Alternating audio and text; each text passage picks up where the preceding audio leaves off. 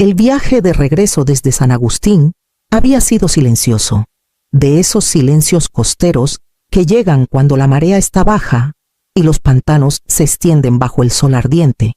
Dejé la ciudad con un cuaderno lleno de planes para mis pequeños clientes de consultoría, la cabeza repleta de pendientes y la calma de saber que mi hogar me esperaba en Mérida. Lo que no imaginé fue encontrar mi vida desparramada en el césped como una venta de garage que nadie quería. Las cajas estaban empapadas por la humedad del atardecer. Mis vestidos, alguna vez doblados con cuidado, ahora colgaban flácidos de perchas rotas. Una lámpara de porcelana, que había llevado conmigo por 3 departamentos antes de esta casa. Estaba ladeada en una caja llena de papeles húmedos. Los vecinos se asomaban desde sus porches, fingiendo regar plantas o revisar el correo, pero con los ojos clavados en el espectáculo. En la entrada estaba Paloma. Tenía esa postura de quien cree que por fin ha reclamado su trono.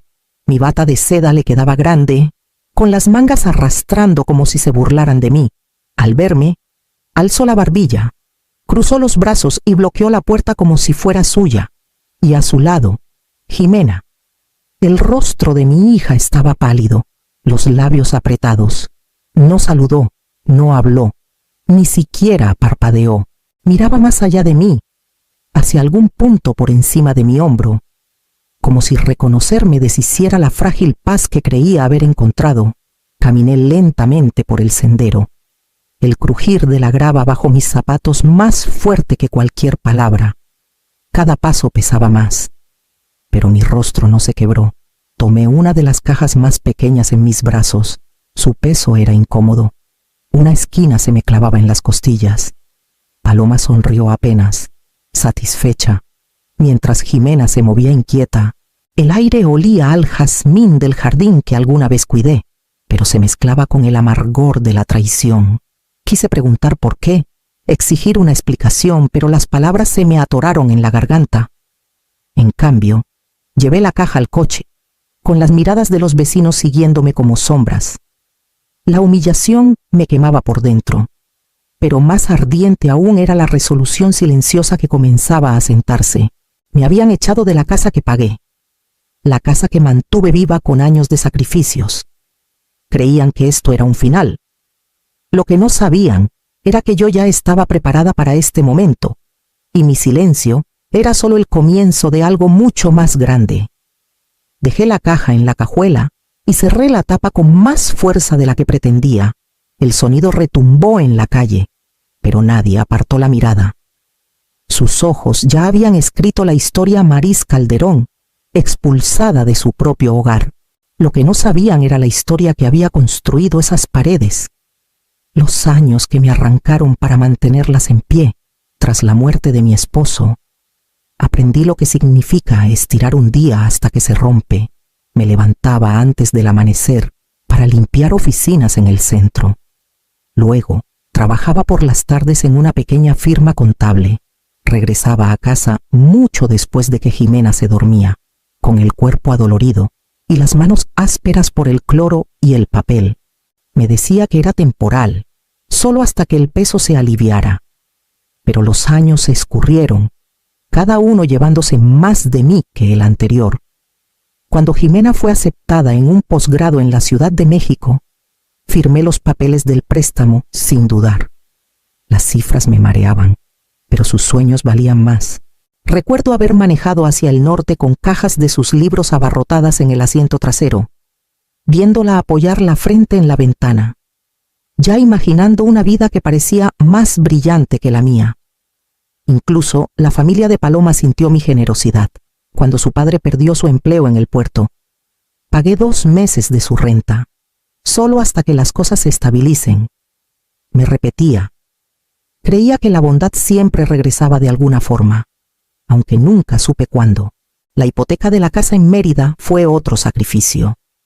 Jimena y Paloma insistían en que era justo compartir la carga, pero compartir pronto se convirtió en que yo cargara todo. Pagué en silencio, mes tras mes, convenciéndome de que era una inversión en la estabilidad de mi hija, en su futura familia.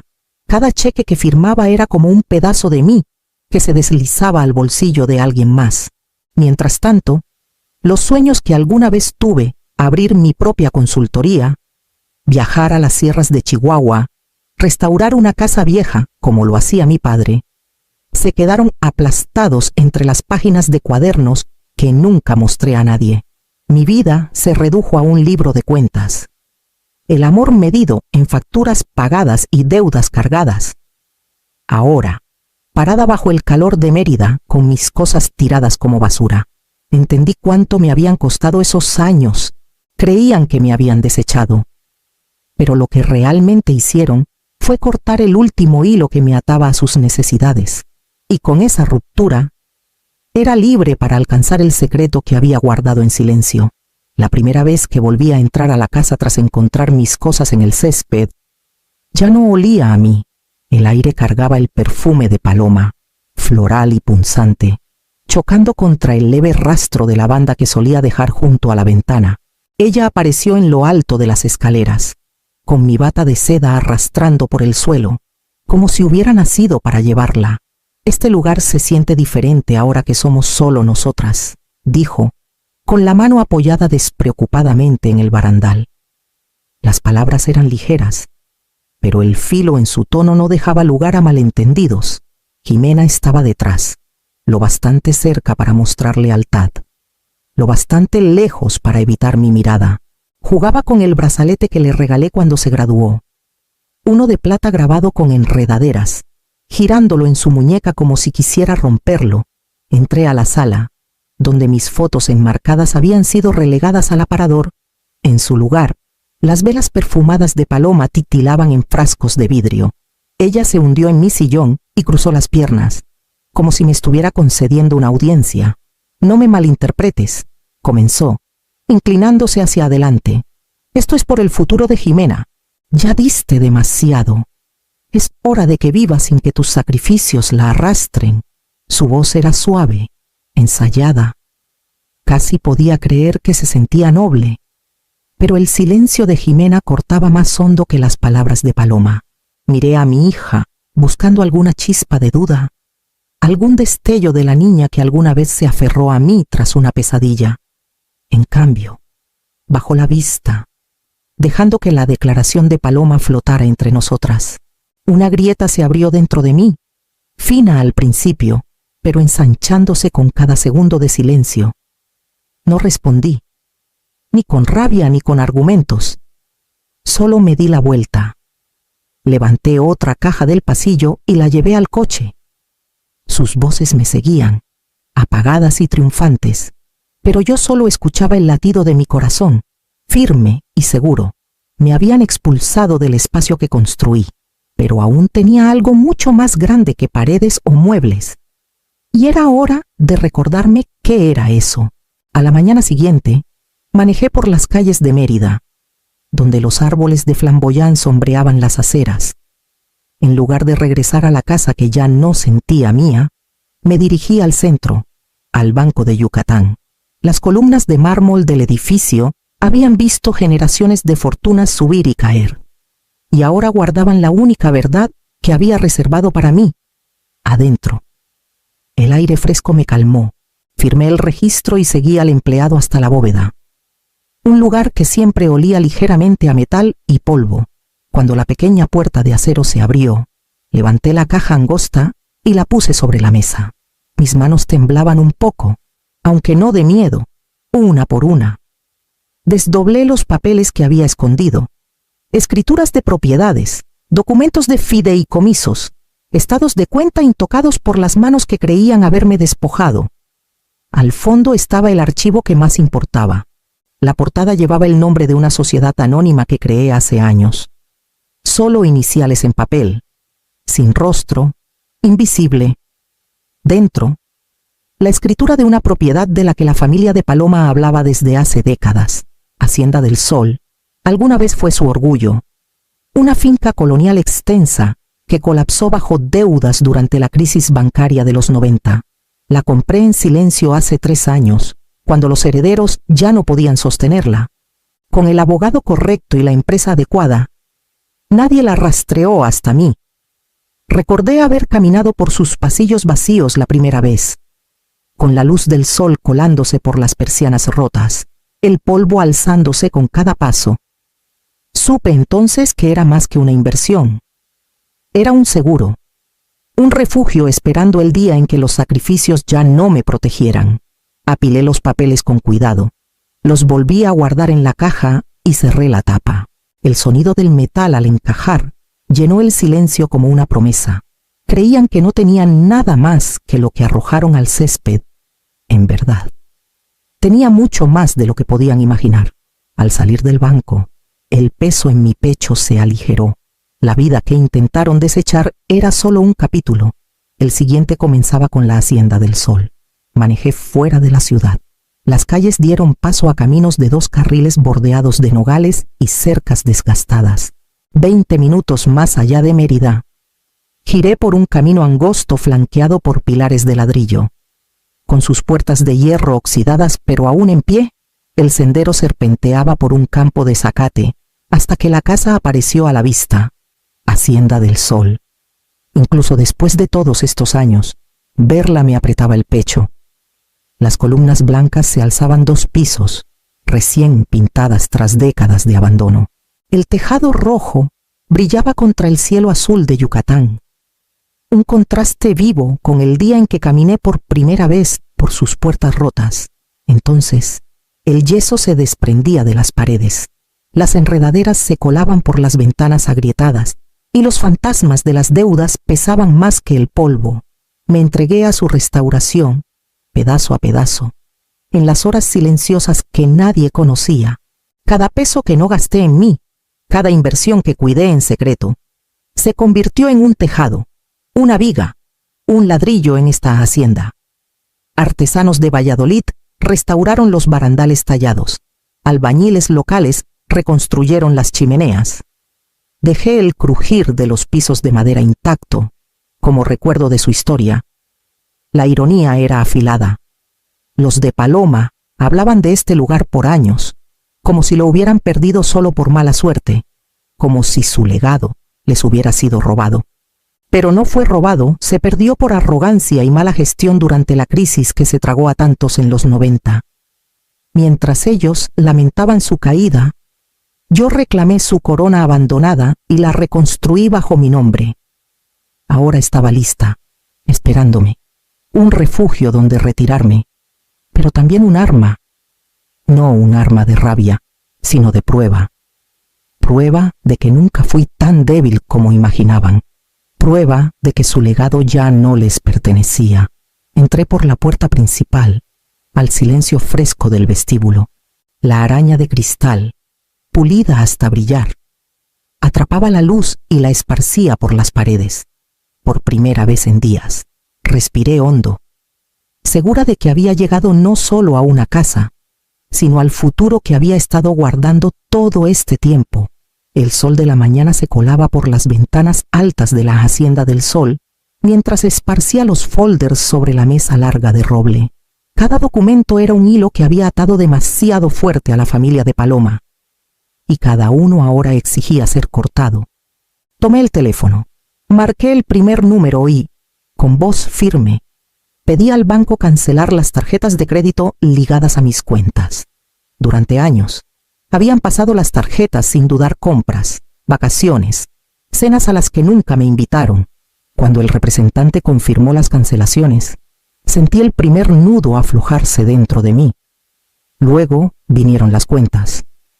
Autoricé congelar cada fondo conjunto, asegurándome de que nadie más pudiera sacar un centavo de mi trabajo. El empleado en la línea preguntó si estaba segura. Respondí sin titubear. La certeza era todo lo que me quedaba. Finalmente, la hipoteca. Durante meses, había cargado con los pagos de la casa que ahora reclamaban como suya. Con una sola llamada, terminé con eso. El banquero explicó el proceso con cuidado: notificaciones de incumplimiento, periodos de gracia, plazos de embargo. Su voz era calmada, profesional, como si no entendiera cuánta historia cargaban esos números. Escuché, asentí y colgué. Por la tarde, Jimena apareció en la entrada de la hacienda. Sus ojos estaban bordeados de cansancio.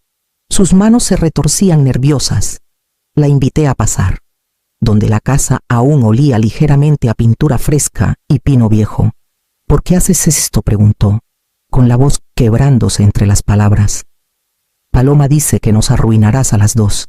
Ya quitaste las tarjetas. Y ahora la casa. ¿No puede haber un punto medio?».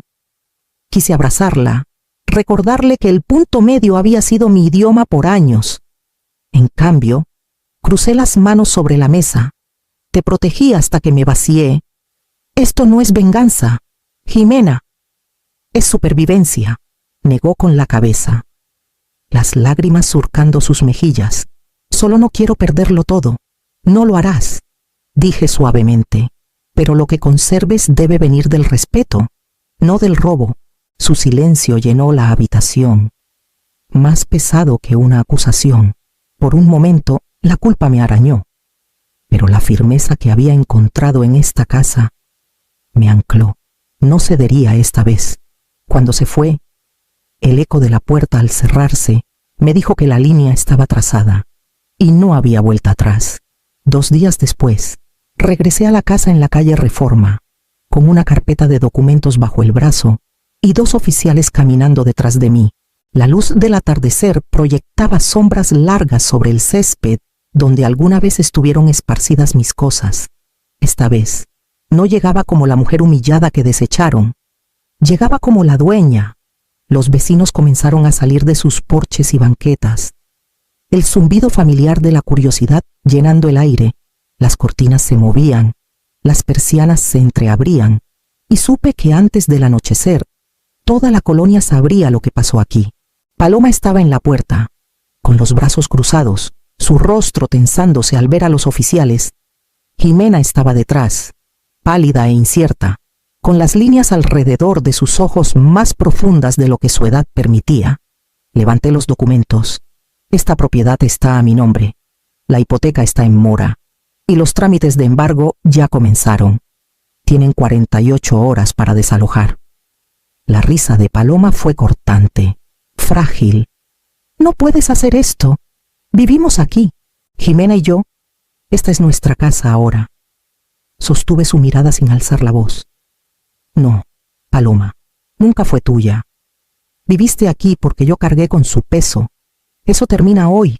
Los ojos de Jimena se llenaron, su voz temblorosa. «Mamá, por favor. Tiene que haber otra manera. No tienes que ser tan definitiva». Sus lágrimas tiraban de mí, pero mantuve los hombros rectos. Años de compromisos ya habían arrancado suficiente de mí. Esto ya es más piedad de la que me dieron. Las protestas de Paloma se volvieron agudas, las palabras tropezándose unas con otras. Pero los oficiales dieron un paso al frente. Su presencia calma bastó para callarla. La multitud miraba absorta, mientras la mujer que había desfilado con mi bata ahora estaba acorralada en el porche que creía suyo. Me di la vuelta, mi mirada fija en Jimena.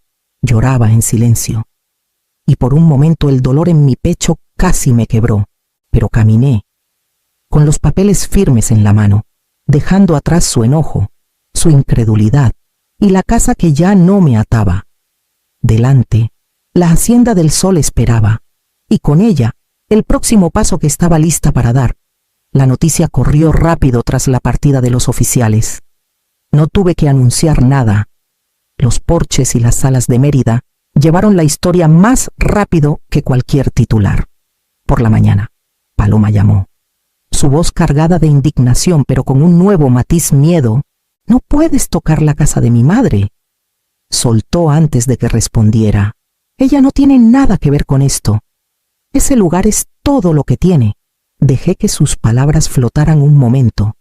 «La casa de tu madre en progreso, la que prometiste remodelar cuando tuvieras más lana. La compré el año pasado. Paloma, está en mi portafolio. No he subido la renta, pero la escritura es mía». Hubo silencio al otro lado, roto solo por su respiración entrecortada. La confianza que alguna vez manejó con tanta facilidad se resquebrajó bajo el peso de una verdad que no esperaba. Durante años pensó que me manipulaba, construyendo un futuro sobre mi espalda. Ahora entendía que el suelo donde estaba parada también me pertenecía. Esa noche, Jimena vino a la hacienda sola. Se sentó rígida en el borde del sofá del salón, con las manos apretadas en el regazo. No me dijo al fin, sobre la casa de su madre, sobre cómo te ha estado presionando todo este tiempo. Pensé que solo quería estabilidad. No vi lo que te estaba haciendo. Sus ojos se alzaron. Y por primera vez desde aquel día en el césped, vi algo abrirse en ella, un reconocimiento de cuán lejos la había llevado la órbita de Paloma. Los motivos se revelan cuando la máscara se cae, dije en voz baja. Jimena negó con la cabeza, con rabia y vergüenza luchando en su rostro. Ella me hizo creer que tú nos frenabas, pero es ella, siempre ha sido ella. Su voz titubeó, pero no desvió la mirada. Y en ese momento supe que una fractura se había formado, no entre nosotras, sino entre ella y la mujer que la convenció de que la traición era protección. Las paredes de la hacienda parecían contener el aliento, esperando lo que vendría después. La Hacienda del Sol ahora era mía en más que solo nombre. Los trabajadores habían terminado los últimos detalles en las persianas, y los pasillos resonaban con un silencio que ya no era vacío, sino elección. Entré con la última caja de mi coche, sin prisas, sin presión, solo con firmeza. Se sentía diferente a todos los cambios que había hecho antes. Este no era sobre empezar de nuevo, sino sobre reclamar lo que siempre estuvo esperando. En la repisa del estudio, coloqué una caja de sombra que preparé yo misma. Dentro, una llave de latón brillaba contra terciopelo oscuro. La etiqueta que até a ella llevaba una sola palabra en mi letra: límites. Durante años, mis llaves abrieron puertas para otros, mis sacrificios desbloqueando comodidades que no ganaron. Ahora esta llave no abría nada. Me recordaba lo que debía permanecer cerrado. Esa noche, Jimena vino. Caminó sola por el largo sendero, su figura pequeña contra el fondo de la hacienda, como si la distancia misma le exigiera medir sus pasos. Abrí la puerta antes de que tocara. Tenía miedo, dijo sin preámbulos. Su voz se quebró, pero sus ojos sostuvieron los míos. Miedo de perder a Paloma, de perder la casa, de enfrentarme a ella. Por eso no hablé ese día. Necesito que sepas que no fue indiferencia, fue miedo. Escuché, y por un momento vi a la niña que alguna vez fue, aferrándose a mi mano tras la muerte de su padre. La parte de mí que había dolido con su silencio se suavizó, pero no se disolvió. No te obligaré a elegir bandos, le dije, pero ya no viviré donde falta el respeto. Si quieres un lugar en mi vida, debe construirse con honestidad, no con silencio. Las lágrimas resbalaron por sus mejillas, y asintió. Entiendo. Cuando se fue, la noche se asentó alrededor de la hacienda con una quietud que no había sentido en años. Me paré frente a la llave enmarcada, su latón atrapando la luz de la lámpara, y respiré hondo. La traición no me había borrado. Había revelado la fuerza que alguna vez escondí, la fuerza que me trajo hasta aquí, y mañana decidiría cómo usarla.